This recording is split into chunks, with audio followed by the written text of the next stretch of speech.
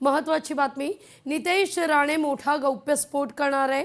गप्प होतो पण आता वेळ आली आहे असं नितेश राणे म्हणतात. काही गोष्टी बोलल्या नाही तर त्या खऱ्या वाटायला लागतील असं नितेश राणेंचं म्हणणं आहे. नितेश राणेंचा रोख नेमका कोणाकडे आहे यावर मात्र चर्चा सुरू झालेली आहे. काय नेमकं ट्विट केलंय ते आपण पाहूया.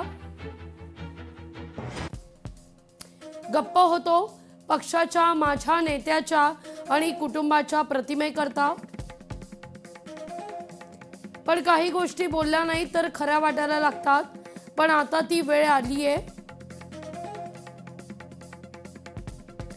असं नितेश राणे म्हणतात.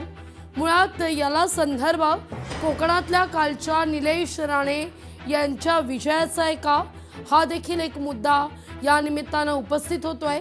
काल कणकवलीमध्ये नगरपालिका नगरपंचायतीच्या निवडणुकीमध्ये निलेश राणे यांनी मात्र मोठा जलवा दाखवलेला होता. जे खरं तर आजवर तिथं शिवसेनेला जमलं नाही ते निलेश राणे यांनी त्या ठिकाणी करून दाखवलं. मध्यंतरीच्या काळामध्ये भाजपकडून पैसे वाटप केले जातात असा आरोप निलेश राणे यांनी केलेला होता. पैशाचं बंडल सापडलं असा व्हिडिओ देखील त्यांनी केलेला होता भाजप कार्यकर्त्याच्या घरी.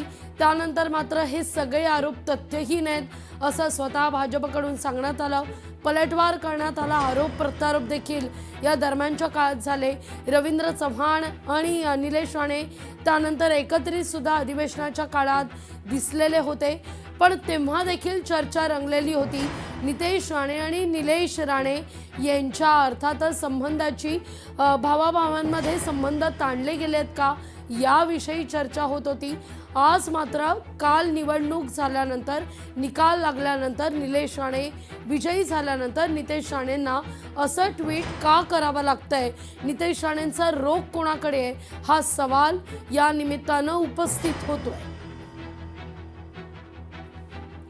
या सगळ्याविषयी खरं तर नितेश राणे यांच्याशी आम्ही संपर्क साधण्याचा प्रयत्न करतोय, पण नितेश राणे यांचा फोन सध्या बंद असल्याची बातमी समोर येते. नितेश राणे यांचा फोन काही लागत नाहीये कारण तो स्विच ऑफ येतोय.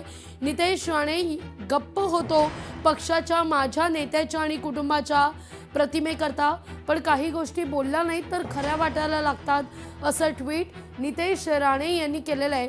त्यामुळे राणेंच्या मनात नेमकं काय चाललंय, कालच्या निवडणुकीच्या निकालानंतर राणे घराण्यामध्ये फूट पडली आहे का, असे अनेक मुद्दे या निमित्तानं उपस्थित होत आहेत. तर मंत्री नितेश राणे मोठा गौप्यस्फोट करणार असल्याचं म्हटलं जात आहे. काल जर आपण पाहिलं तर जेव्हा नितेश राणे हे मुंबईत बाळासाहेब भवन या ठिकाणी आलेले होते त्यावेळी मात्र अर्थातच कॅमेऱ्यांना दृश्य कैद करण्यासाठी मज्जाव करण्यात आलेला होता नितेश राणे यांच्या बॉडीगार्डकडून.